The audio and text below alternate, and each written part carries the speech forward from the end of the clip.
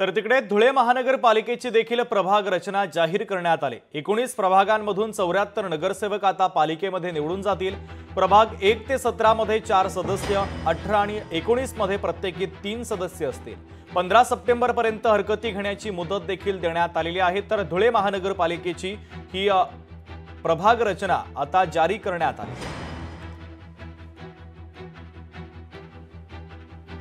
3 पासून 15 सप्टेंबर पर्यंत हरकती सूचना या प्रभाग रचनेच्या वर लोकांना नोंदवता येतील आणि आपण आज तो नकाशा प्रसिद्ध केला इलेक्शन कमिशननी ज्याला मान्यता दिली तो, आणि हा नकाशा इथे आपल्याला महापालिकेमध्ये बघायला मिळेल।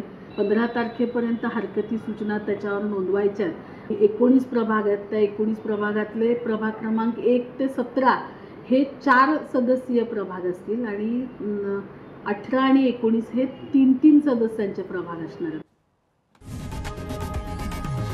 लोकशाही मराठी ऐका, पहा, जागरूक रहा।